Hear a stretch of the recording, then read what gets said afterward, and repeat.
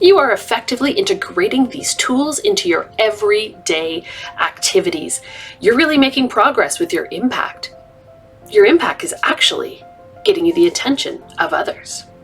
As you look closer at your impact, you realize the cascading impact it can actually have in the business. What if those around you, what if their listening has increased? And what if it's possible for you to attack those challenges that you're facing with an even broader perspective than you currently have? What if those faces you see in the module to your right and to your left are the foundation of your future success, because you'll have a far better understanding of the business through their eyes?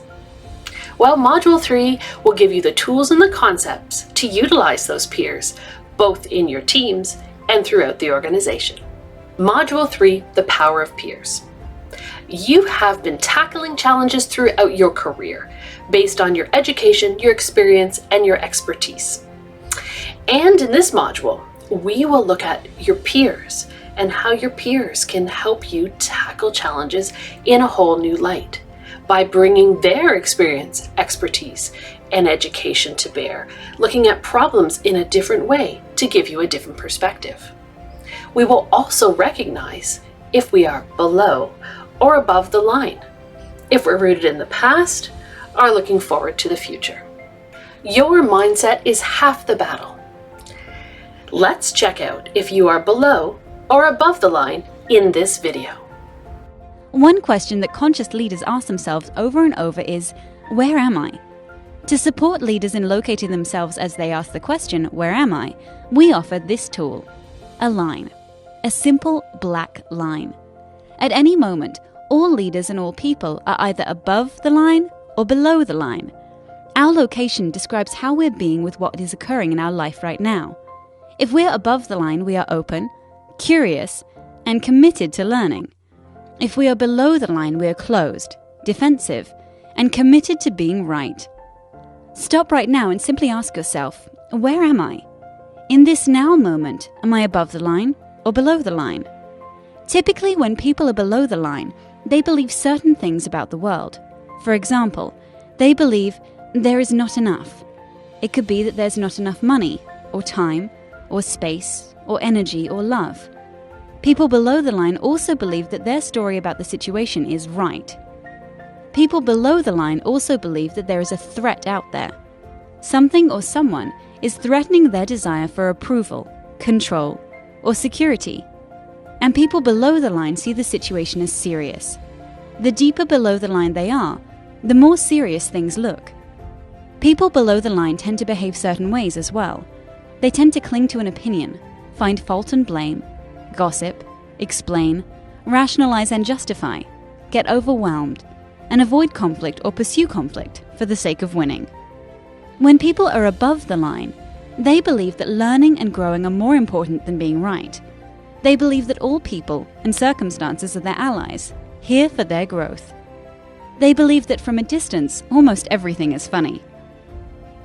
People above the line live in curiosity, listen deeply, speak unarguably, question all their beliefs, and live a life of play. Now, knowing what you know about being above or below the line, where are you? One thing to know as you consider this question: we are hardwired to go below the line.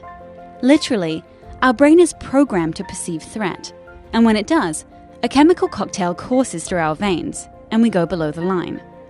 This reaction was designed to help us survive in the presence of a real threat to our physical survival.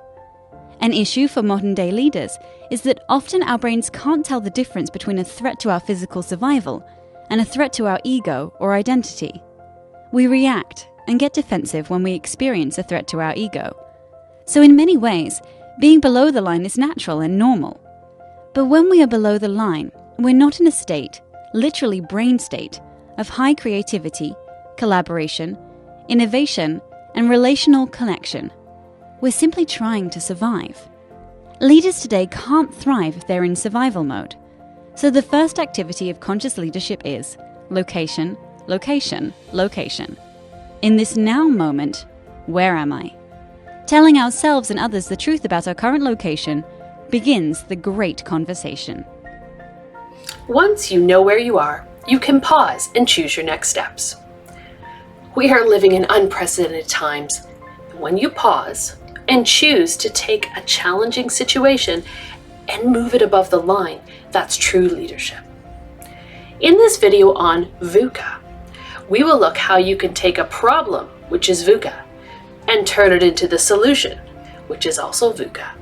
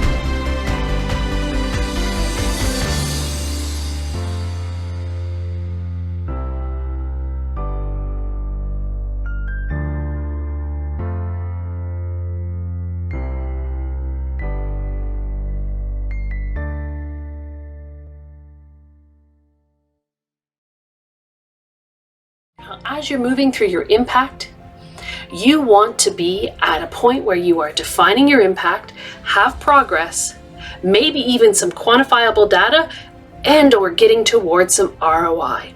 Through your impact coaching, you will focus on all of these areas. If you've not already, book your second of 3 impact coaching calls to keep your impact moving forward. Also, continue to deliberately apply your tools every day. See you in Module 3, The Power of Peers.